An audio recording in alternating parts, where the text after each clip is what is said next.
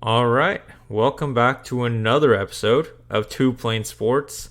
Today is July 22nd, and we're going to be chatting about some upcoming commitments. Could be to Oklahoma, could be somewhere else, but Oklahoma is definitely in the mix for all the guys we're going to talk about today. OK Prep's star, Xavier Robinson, coming up soon. Another three-star in Justin Denson coming up relatively soon, and then we've got some big time offensive linemen, and probably one of the more anticipated five stars, and maybe a really poorly kept secret that's coming up in here in a couple of weeks. Before we start talking about any of those guys, make sure you're hitting that subscribe button. It's like 50 or 60% of you aren't doing it that are watching. Just hit the button. It's free. It takes 2 seconds. Go ahead and do it.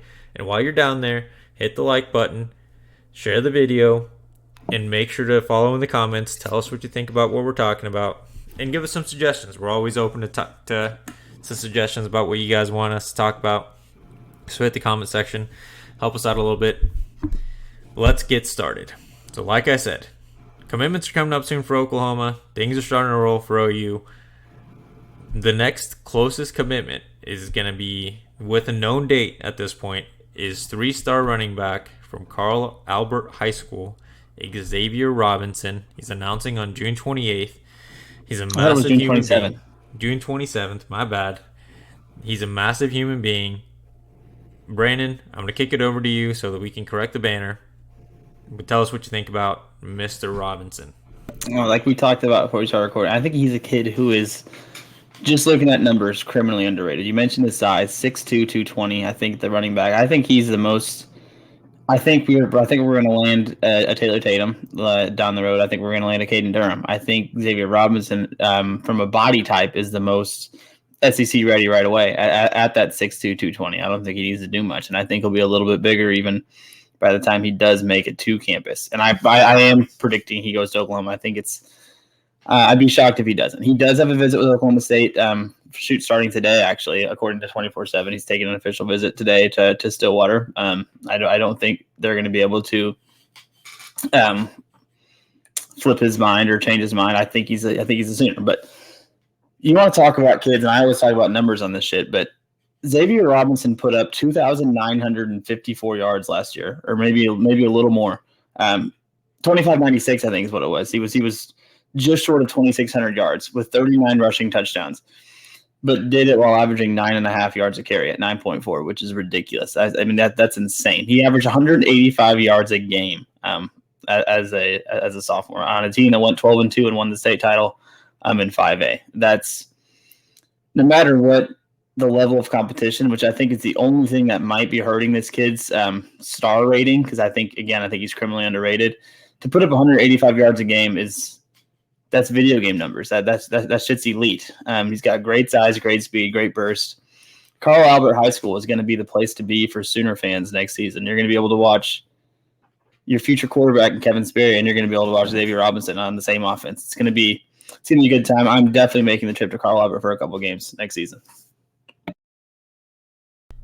Yeah, and he looks just like a man amongst boys when you watch his high school tape. He's so big, and he doesn't run like he's just a clunky big dude who's just tumbling down the field. Like he's pretty agile in his own respect. Is he maybe as agile as his potential teammates in Taylor Tatum or Caden Durham? I wouldn't go that far, but he's a good runner of the football. I'll be interested to see where he fits in this mix. Does he transition to an H-back role where like a Dimitri Flowers and Braden Willis were playing, where it was tight end, a little bit in the backfield. They did get to touch the ball, but main job was blocking. I could see it happening just because of how big he currently is and the outlook of what his physique would be by the time he gets to college and probably is under Schmitty for a year or two. Dude could balloon up to 240 and look like a defensive end in the backfield. Like he has that stature to him. The biggest thing here is I think you would assume Oklahoma takes three backs. I mean, they're currently favored to take him, Durham, and Taylor.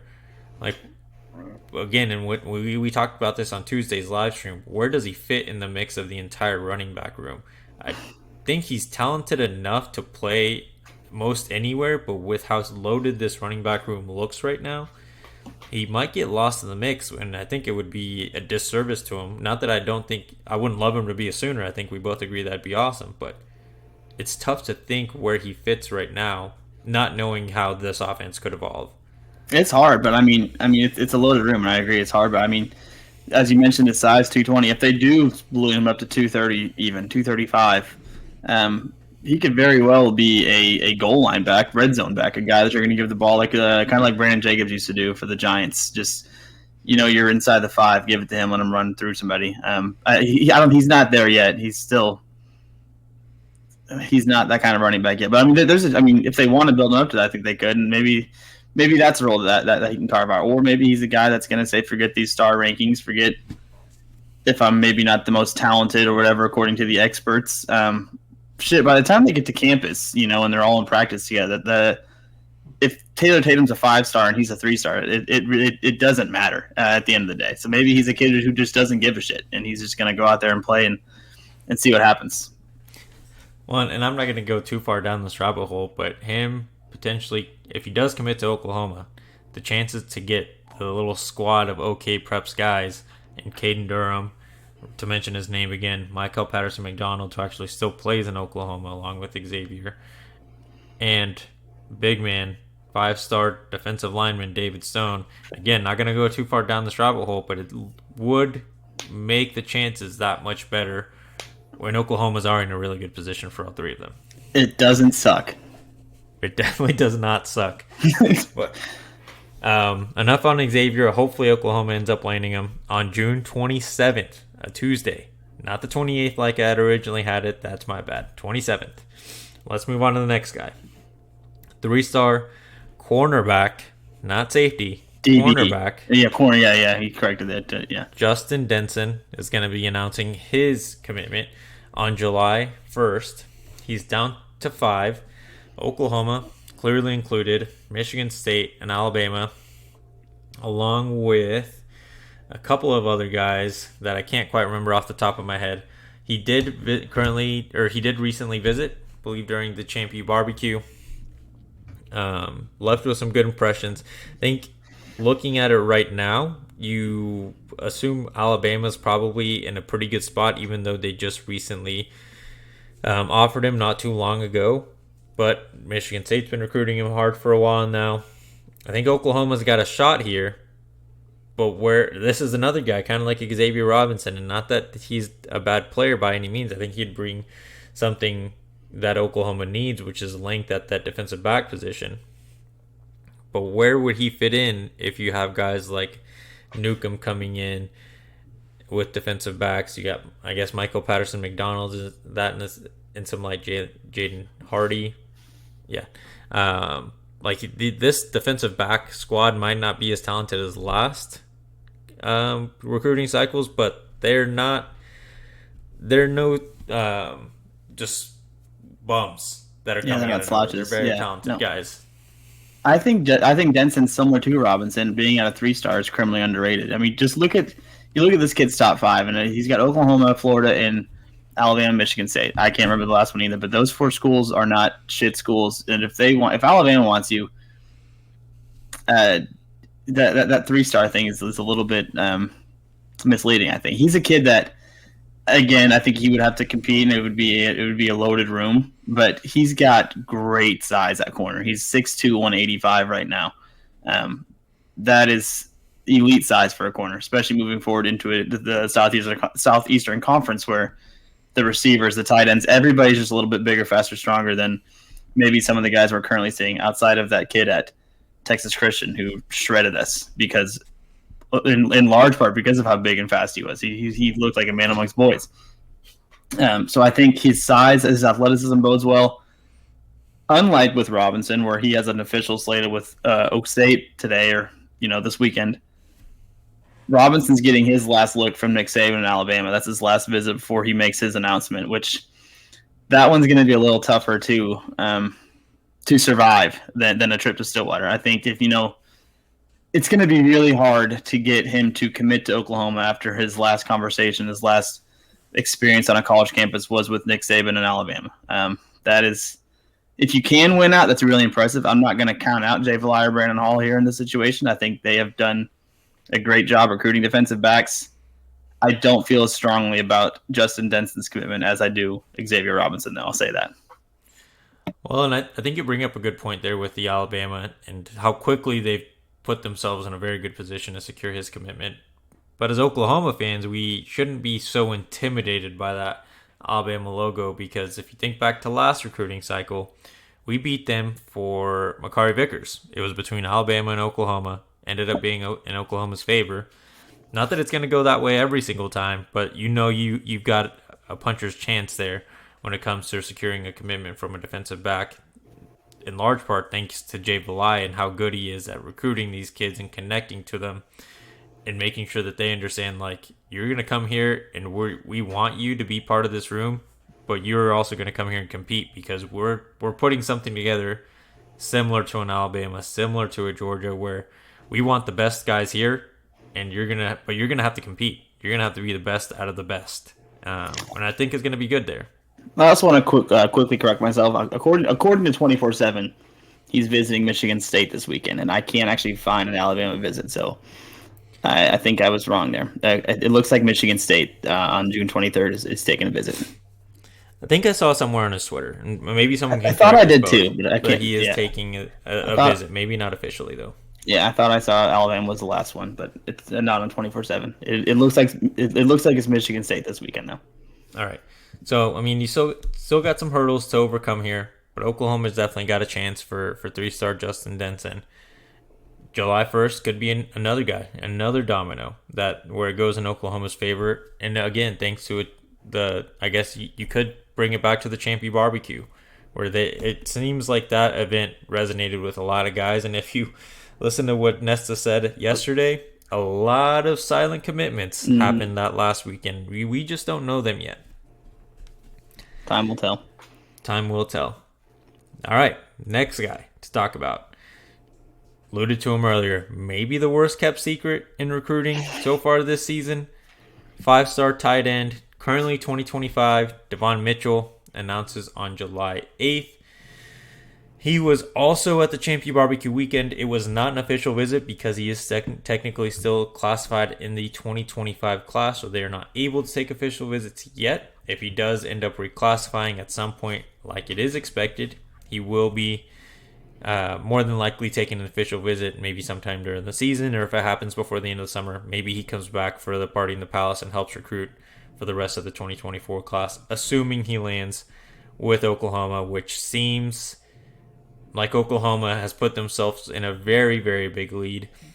Alabama's still going to get a visit from him. So I know that's a school that's going to push for his commitment. I mean, given what they've done with tight ends in recent history, I mean, you had Irv Smith, who I think went in the second round to the Vikings, but had a really, really successful college career.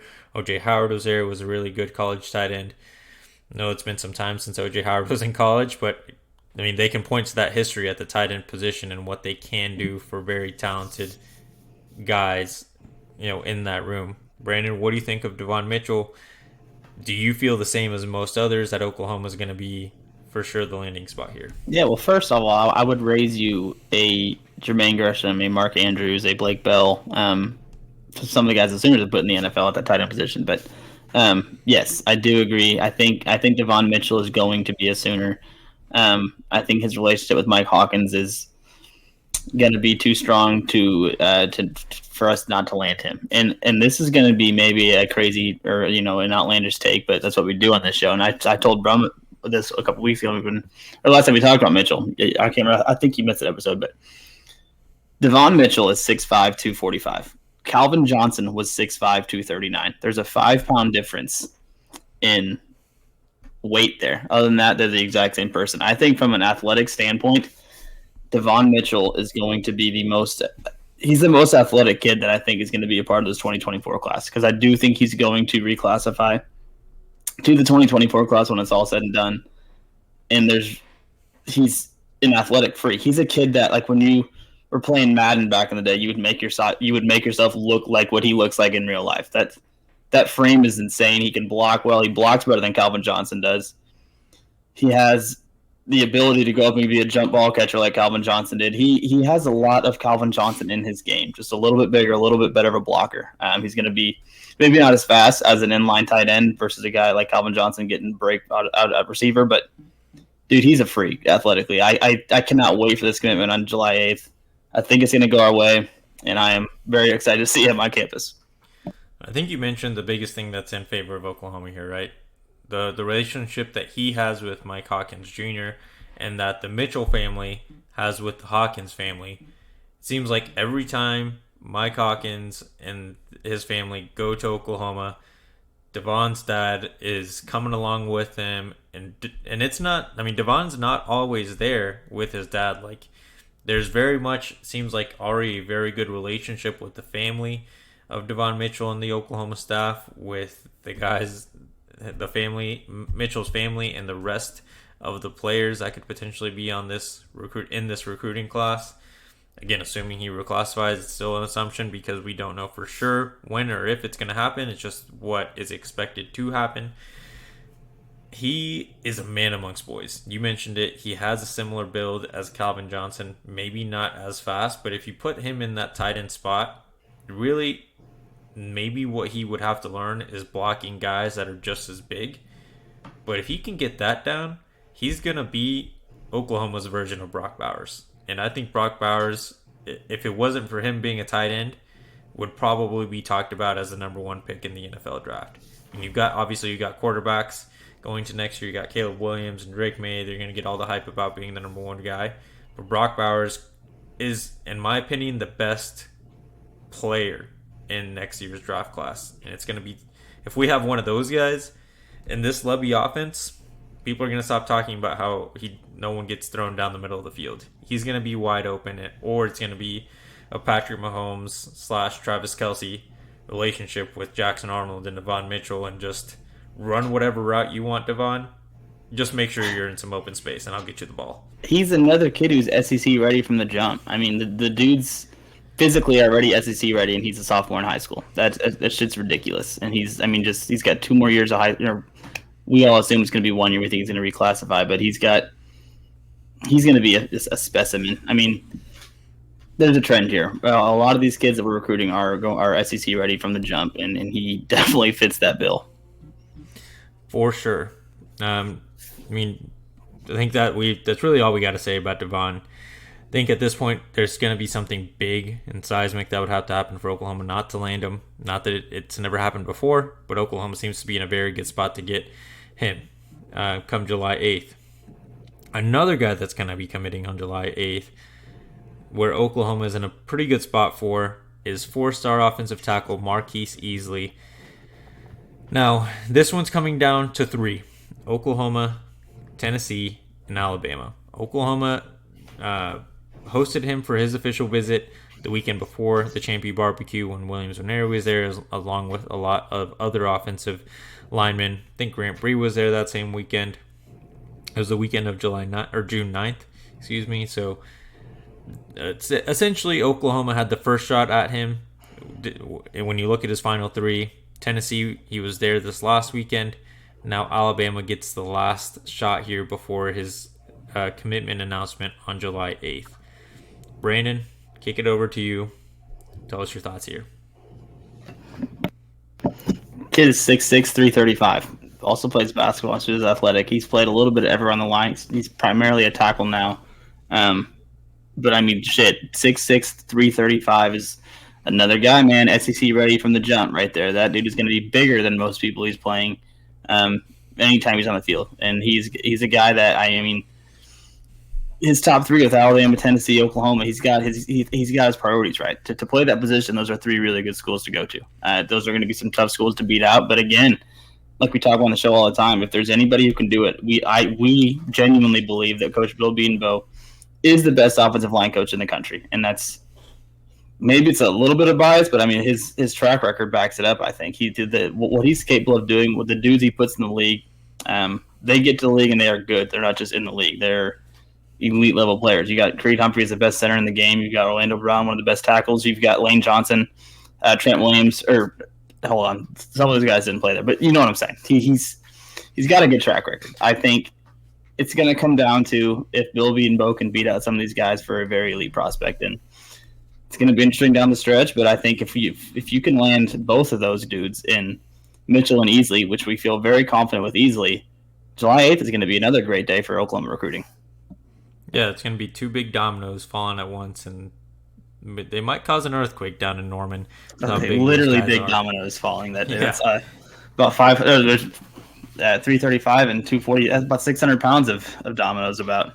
Yeah, so that's quite a bit of pounds dropping down in Norman. But, I mean, yeah, the offensive line position, you said it best. Like, even if we are being biased, maybe Coach B isn't the best in college football. He's right up there, top 3, top 5.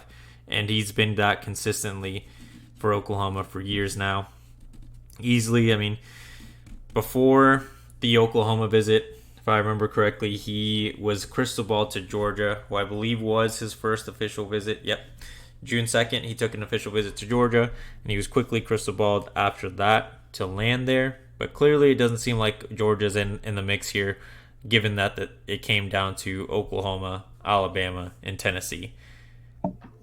It's again, I mean, the really, I think to me, the biggest hurdle is trying to overcome that Alabama being the last visit here. I mean, if anyone's going to really make a case for why they're a better landing spot for offensive linemen right now than Oklahoma, it is Alabama. I think Tennessee is on the come up, but I don't think they quite have that same prestige when it comes to coaching offensive linemen and putting them in the league and putting them in a position to be successful in both college and getting them drafted high, in higher rounds in the league or just drafted overall. Like, I mean, you see some guys that came out of Oklahoma might have not been first or second round picks, but they got drafted. They're gonna get paid. They're gonna live out their dream of being in the NFL, and at that point, it's just their job to stay on rosters. Same for Easley. Could have happened, I think so, but you've got some hurdles that we've mentioned. They still have to survive. All right. Last guy to talk about here. He was just recently on campus earlier this week.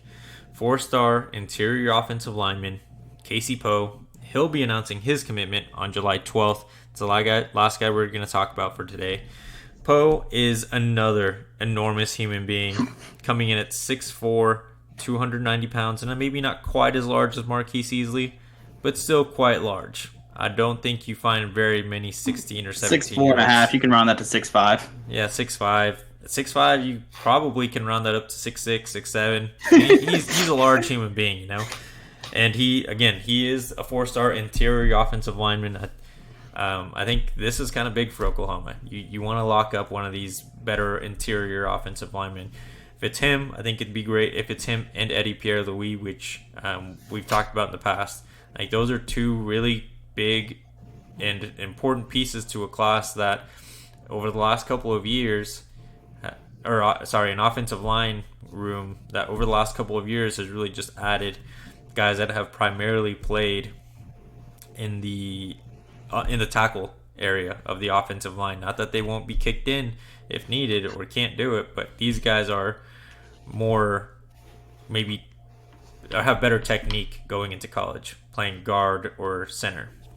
Brandon, thoughts on Poe? So I don't know much about this, and you might know a little more about this, but he also competes in shot put and discus. He won the shot put something Texas district as a sophomore with a 53-foot throw, and followed up next week with almost a 57-foot throw. So he beat his district winning throw. I think that just speaks to how strong he is, because I don't know much more besides strength. That really, I know there's some technique involved in it, and it's not just pure strength and shit. But I think being super strong doesn't hurt in an event like discus or shot put. So I think it shows that he's a strong dude. He's a big dude. But he's athletic for a dude that's that big. You watch his tape; he's out there pulling as a guard, mauling people, and that's a guy that, 6'5", 290, if he gets ahead of steam coming and you're a linebacker and he pulls and it's just you and him, you're probably going to lose that unless you're, a Brian Urlacher or a Fred Warner who might be able to get around that. But there's not many of those guys in college football right now. I think you're one-on-one with a guy that big who's pulling coming right at you. 9 times out of 10, you're going to lose that. He's going to hit you and you're going to get off the ball and the running back got to keep going. Big body, very strong, SEC ready. Just what's interesting though is he's committing July 12th, and according to 24/7, he has an official visit with the Sooners on July 28th. So he's committing before his OV with Oklahoma, and we talked about that. You can look at it both ways, as you said, but I kind of think it could be a good thing for us. I think he's going to commit to OU and then go on his official visit. That's how I see it happening. And I think that is the most positive way of looking at this. I think we're going to have some people in the comment section that are going to look at the glass half empty and say, it's going to be tough to overcome a Clemson or Georgia or an Alabama, and he's not even going to get to that official visit. But he was just on campus this last week. I believe he also took a stop at LSU on his way to his official to Alabama. So there's still a battle here for Casey Poe.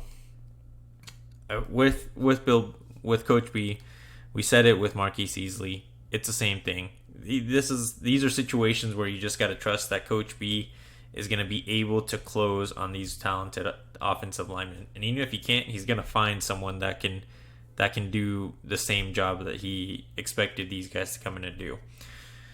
With both of them, and I forgot to mention it about Marquis, because you brought up he played basketball, and Poe, who does shot put and discus. Both of those sports are very much both your power or for Casey, his power and strength, but also your footwork and explosiveness. Like, that's a big thing for Poe. For Marquis Easley, basketball really helps you with your footwork. You're not going to be tripping on your own feet when you're out there trying to block large human beings that are coming at you at like 20 miles an hour sometimes. Casey and Marquis are playing sports that are preparing them to be good offensive linemen, in my opinion. I don't know a lot about the hand technique. I'm not going to sit here and say they have amazing hand technique because I don't know how to judge that. But feet-wise, they'll be just fine. You won't be seeing them trip on their own feet, which is a good thing. Oklahoma at this point, I'm going to look at it like you do. And maybe we have crimson-colored glasses or whatever people want to say. But we're sunshine pumping. Sunshine pumping, that's fine. We'll do that because you don't really see guys or even the staff, if they know a kid's going to commit before that official visit, and it's well noted at this point. This isn't out of nowhere where Casey is going to commit and kind of blindside Oklahoma, maybe like a Sammy Brown did, where he had his official, but really just Clemson was the first and it ended there. Like, Oklahoma knows he's going to commit 2 weeks before that official visit is planned. They must feel pretty confident in the fact that they can get him to that official visit. This is, again, one where this is still nowhere near over. You got 2 weeks, even after the Alabama official visit, to push for his commitment. If he does commit, along with a guy like Devon Mitchell, who I would assume would try to make it down to the party in the palace if he's able to reclassify by then, those are two big guys that could be huge in recruiting efforts, but to come party in the palace. I agree. I have that same idea. Oklahoma knows his commitment date is July 12th. They're still holding out. There's obviously still belief that they're going to get him on campus July 28th. So even if he's committed elsewhere, if you get him on campus for an OV,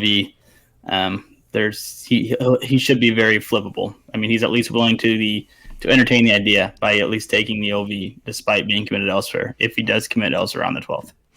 Yeah, I think the only school that you would really be like, damn, he committed there, would be Clemson, because Clemson does have the no visit policy similar to Oklahoma. Given that it seems like that's where Brent Venables took it. Dabo Swinney has had that policy for a while now. So as long as he's not a Clemson Tiger come July 12th, Oklahoma will more than likely still push for that official visit and probably get it. I agree. All right. Well, that is everything for today's show. Brandon, you're up. Yeah, so this is a fun one. We talked about 5 prospects. We feel really, really, really, really good about 2 of them, and Xavier Robinson, Devon Mitchell.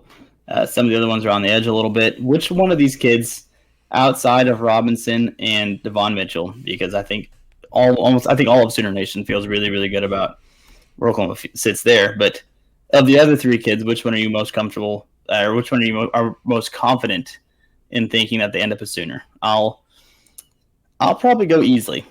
just being that, I mean, you're in the top three already. I think that's probably the one that I'm the most confident in, I guess, outside of the two that we're pretty locked in with.